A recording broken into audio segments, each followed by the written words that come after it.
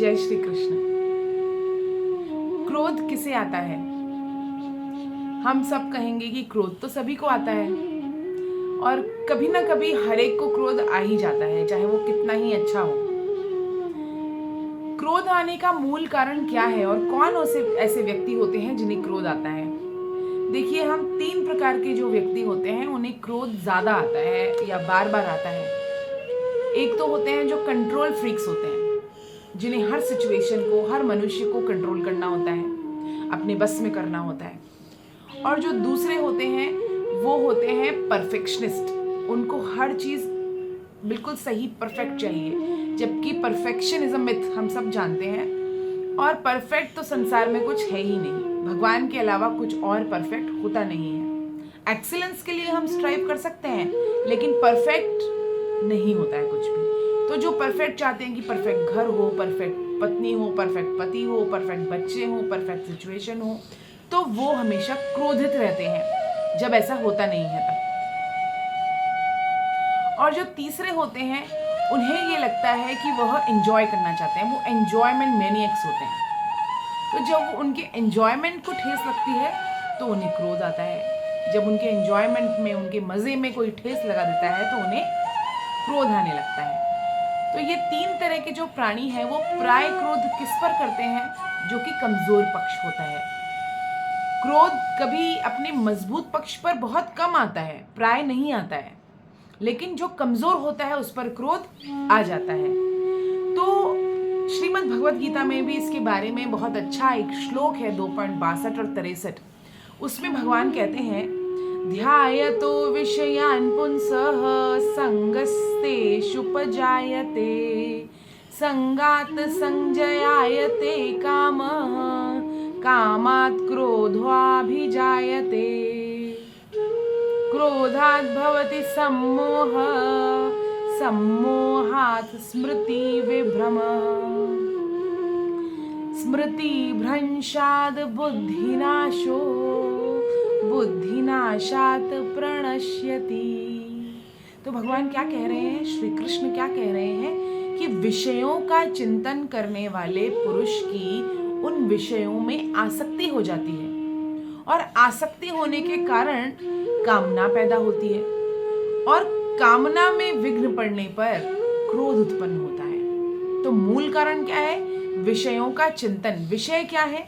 जो हमारी इंद्रियां हैं, उन इंद्रियों से जिन जिन चीज़ों को हम भोगते हैं, जैसे कि नेत्र है, उनसे हम सुंदर दृश्य को भोगते हैं, नासिका है, उससे हम सुंदर सुगंध को भोगते हैं, जिह्वा है, उससे हम सुंदर स्वाद को भोगते हैं, कान है, उससे हम सुंदर संगीत या सुंदर ध्वनि को, जो हमें अच्छी लगती है, उसको हम भोगते हैं।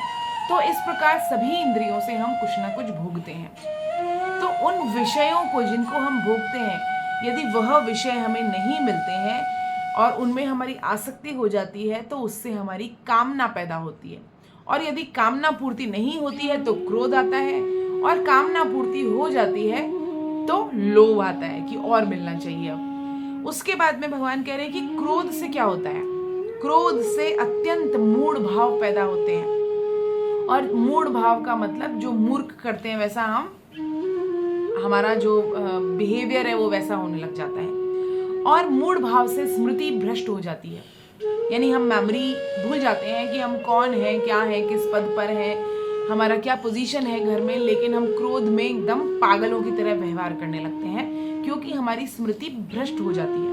और स्मृति में भ्रम उत्पन्न होने से बुद्धि का नाश हो जाता है। बुद्धि यानी विवेक, और विवेक का मतलब है जो अच्छा और बुरा समझ पाए वो विवेक है, विवेक का सदुपयोग है वो। और यदि ना समझ पाए तो विवेक का नाश हो जाता है। और विवेक का नाश होने से, बुद्धि का नाश होने से मनुष्य का पतन हो जाता है।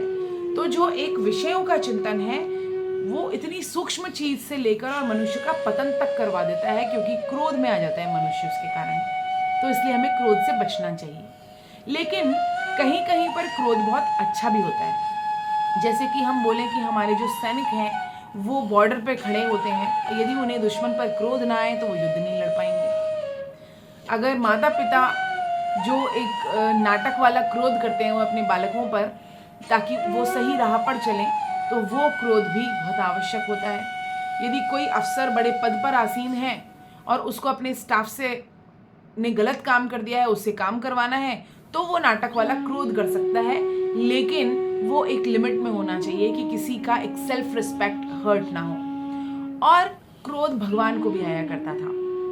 श्री राम भगवान ने दुष्टों का दलन करते वक्त उन पर क्रोध किया, श्री कृष्ण भगवान ने उन पर क्रोध किया, बहुत सारे दुष्टों का दलन किया उन्होंने। तो जब धर्म पर कोई अधर्म कोई कर रहा हो, स्त्री पर कोई आ जा रही हो, तो क्रोध आना स्वाभाविक है। और जो सही मनुष्य होते हैं, अच्छे मनुष्य होते हैं, वे उस समय क्रोध करते हैं, और ऐसा शास्त्रों में भी इसे विहित क्रोध कहा गया है। तो क्रोध हमें अपनी कामना पूर्ति के लिए कर रहे हैं हम, या फिर धर्म की रक्षा करने के लिए, स्त्री की रक्षा करने के लिए, गौ रक्षा करने के लिए, या किसी कमजोर पर अत्याचार हो रहा है उसकी रक्षा करने के लिए, या फिर आत्मरक्षा करने के लिए हम क्रोध कर सकते हैं। और इसके लिए शास्त्र कहता भी है, इसके लिए तो हिंसा भी शास्त्रों में लिखी गई है।